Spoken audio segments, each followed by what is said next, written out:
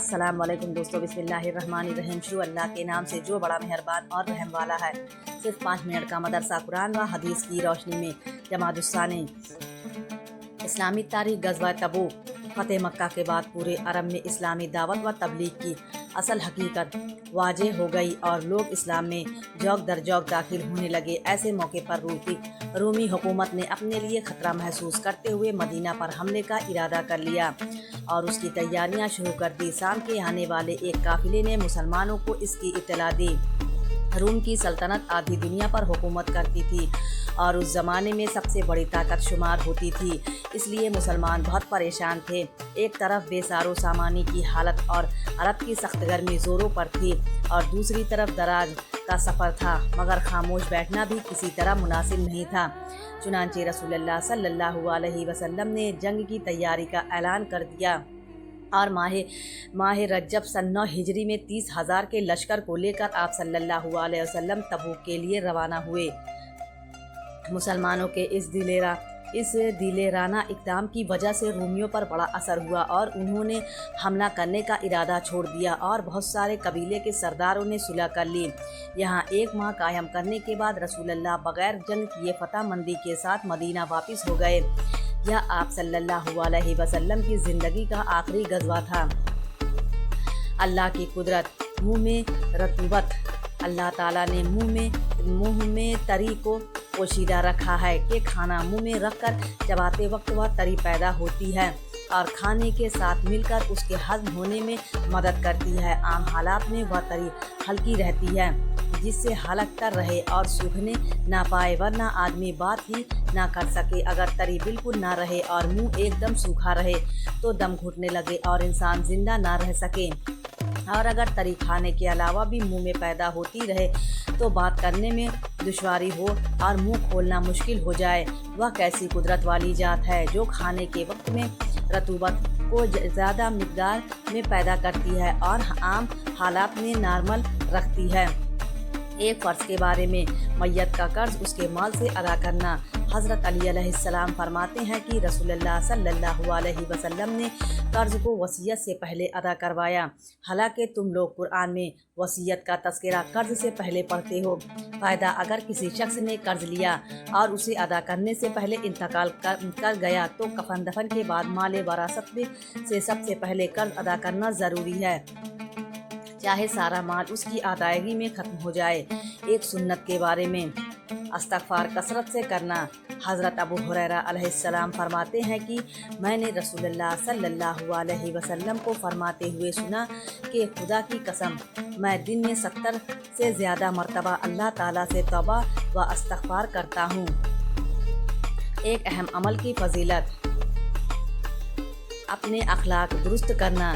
رسول اللہ صلی اللہ علیہ وسلم نے فرمایا، کامیاب ہو گیا وہ آدمی جس نے اپنے دل کو ایمان کے لیے فارغ کر دیا اور اسے صحیح سلامت رکھا، اور اپنی زبان کو سچا بنایا، اپنے نفس کو نفس مطمئن اور اخلاق کو درست بنایا، اور کانوں کو حق بات سننے کا اور آنکھوں کو اچھی چیزوں کو دیکھنے کا عادی بنایا۔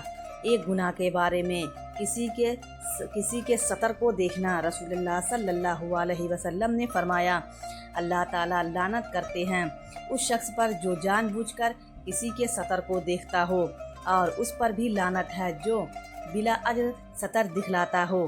دنیا کے بارے میں مال جمع کرنے کا نقصان۔ رسول اللہ صلی اللہ علیہ وسلم نے فرمایا، تم مال و دولت جمع نہ کرو کیونکہ اس کی وجہ سے تم دنیا کی طرف مائل ہو جاؤ گے۔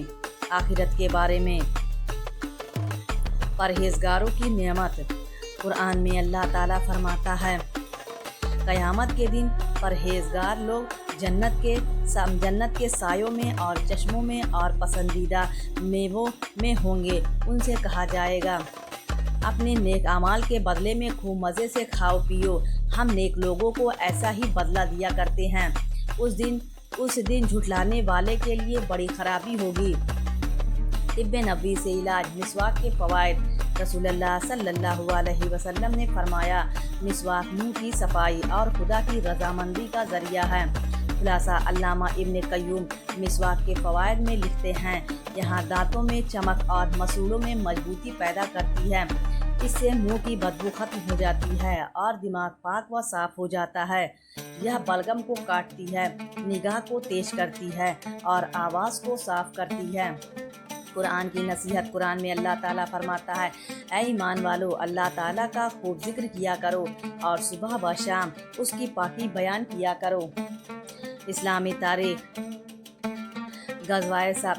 غزوہ سرایا پر ایک نظر۔ رسول اللہ صلی اللہ علیہ وسلم نے جس لڑائی میں بذات خود شرکت فرمائی ہے اس کو غزوہ کہتے ہیں، اور جس میں صرف صحابہ کرام کو بھیجا اس کو سریہ کہتے ہیں۔ آپ صلی اللہ علیہ وسلم ہمیشہ دشمنوں کے ساتھ صلح کے خواہش مند رہتے ہیں۔ مسلمانوں نے جنگ کی کبھی بھی ابتدا نہیں کی، بلکہ خود دشمنوں نے حملہ کیا یا حملے کا ارادہ کیا تو مسلمانوں نے اس کا مدافعانہ جواب دیا۔ اسلام کی تمام جنگیں اس بات کی شہادت کے لیے کافی ہے۔ آپ صلی اللہ علیہ وسلم کے غزوات کی تعداد 27 اور سرایہ کی تعداد 43 ہے۔ بعض مؤرخین نے دونوں کی تعداد 82 بتائی ہے۔ ان تمام جنگوں میں مسلمانوں شہیدوں کی تعداد 259 اور مخالف مقتولین کی تعداد 759 ہے۔ ان کی مجموعی تعداد صرف 1018 ہوتی ہے۔ اتنی کم تعداد میں جانی نقصان ہونے کے بعد پورے عرب سے ظلم و ستم، قتل و غارت گیری، فتنہ و فساد اور خانہ جنگیوں کا خاتمہ ہو کر اپنا امن و سکون کی ایسی فضا قائم ہو گئی کہ ایک مسافر خاتون بے خوف و خطرہ تنہا ہیرا سے چل کر بیت اللہ کا طواف کر لیتی تھی۔ یا مذہب اسلام کی سچائی، اس کے عدل و انصاف اور اعلیٰ اخلاق کا صدقہ اور حضور صلی اللہ علیہ وسلم کی پاکیزہ زندگی، بلند اخلاق اور ہر ایک کے ساتھ حسن سلوک کا نتیجہ ہے، جس پر مکہ مکرمہ کی 13 سال زندگی بالکل واضح ثبوت ہے۔ حضور کا معجزہ۔ بے ہوشی سے شفا پانا۔ حضرت جابر علیہ السلام فرماتے ہیں کہ ایک مرتبہ میں سخت بیمار ہوا تو رسول اللہ صلی اللہ علیہ وسلم اور حضرت ابو بکر صدیق رضی اللہ تعالیٰ عنہ دونوں حضرات میری عیادت کو تشریف لائے۔ یہاں پہنچ کر دیکھا کہ میں بے ہوش ہوں تو آپ صلی اللہ علیہ وسلم نے پانی منگوایا اور اس سے وضو کیا اور پھر باقی پانی مجھ پر چھڑکا، جس سے مجھے افاقہ ہوا اور میں اچھا ہو گیا۔ ایک فرض کے بارے میں اس میں پورے بدن پر پانی بہانا۔ رسول اللہ صلی اللہ علیہ وسلم نے فرمایا، جسم کے ہر بال کے نیچے ناپاکی ہوتی ہے، لہٰذا تم بالوں کو دھو اور بدن کو اچھی طرح صاف کرو۔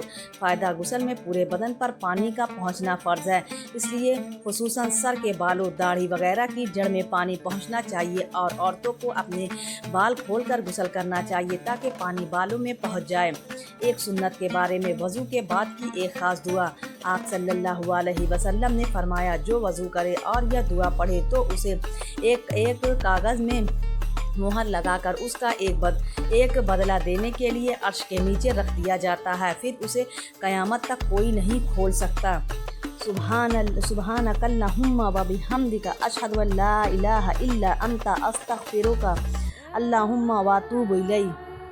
ترجمہ: اے اللہ، آپ کی ذات پاک ہے، آپ ہی کے لیے تعریف ہے، میں گواہی دیتا ہوں کہ آپ کے سوا کوئی معبود نہیں، آپ ہی سے مغفرت چاہتا ہوں اور توبہ کرتا ہوں۔ ایک اہم عمل کی فضیلت۔ فیصلہ کرنے پر اللہ کی رحمت۔ رسول اللہ صلی اللہ علیہ وسلم نے فرمایا، فیصلہ کرنے والے کے ساتھ اس وقت تک اللہ کی رحمت ہوتی ہے جب تک وہ ظلم نہیں کرتا، پھر جب وہ فیصلہ کرنے میں ظلم کرتا ہے تو اس سے اللہ کی رحمت دور ہو جاتی ہے اور شیطان اس پر مسلط ہو جاتا ہے۔ ایک گناہ کے بارے میں کفر کی سزا جہنم ہے۔ قرآن میں اللہ تعالیٰ فرماتا ہے، جو لوگ کفر کرتے ہیں تو اللہ تعالیٰ کے مقابلے میں ان کا مال اور ان کی اولاد کچھ کام نہیں آئے گی اور ایسے لوگ ہی جہنم کا ایندھن ہوں گے۔ دنیا کے بارے میں مال و دولت دنیا کی زینت۔ قرآن میں اللہ تعالیٰ فرماتا ہے، مال اور دولت یہ صرف دنیا کی زندگی کی ایک رونق ہے اور جو نیک اعمال ہمیشہ باقی رہنے والے ہیں وہ آپ کے رب کے نزدیک ثواب اور بدلے کے اعتبار سے بھی بہتر ہیں اور امید کے اعتبار سے بھی بہتر ہیں۔ لہٰذا نیک عمل کرنے کی پوری کوشش کرنی چاہیے اور اس پر ملنے والے بدلے کی امید رکھنی چاہیے۔ آخرت کے بارے میں۔ قبر کی پکار۔ रसूल अल्लाह सल्लल्लाहु अलैहि वसल्लम ने फरमाया, कब्र रोज़ाना पुकार कर कहती है, मैं तन्हाई का घर हूँ, मैं मिट्टी का घर हूँ, मैं कीड़े मकोड़ों का घर हूँ। तिब्बे नबवी से इलाज, पसीना लगने से आधे सर के दर्द का इलाज। हज़रत इब्न अब्बास अलैहिस्सलाम फरमाते हैं कि रसूलुल्लाह सल्लल्लाहु अलैहि वसल्लम ने एहराम की ताकत में अपने सर में आधे सर के दर्द की वजह से पसीना लगवाया। नबी सल्लल्लाहु अलैहि वसल्लम की नसीहत, रसूलुल्लाह सल्लल्लाहु अलैहि वसल्लम ने फरमाया, ऐ लोगों, अल्लाह ताला फरमाता है कि इससे पहले लोगों को भलाई का हुक्म करो और बुरी बातों से रोको कि तुम दुआ करो और मैं तुम्हारी दुआ कबूल ना करूं, और तुम मुझसे मांगो मैं तुम्हें अता ना करूं, और तुम मुझसे मदद तलब करो और मैं तुम्हारी मदद ना करूं। प्यारे इस्लामी भाइयों, अगर आपको वीडियो पसंद आए तो वीडियो को लाइक ज़रूर करें और हमारे चैनल को भी सब्सक्राइब कर लें।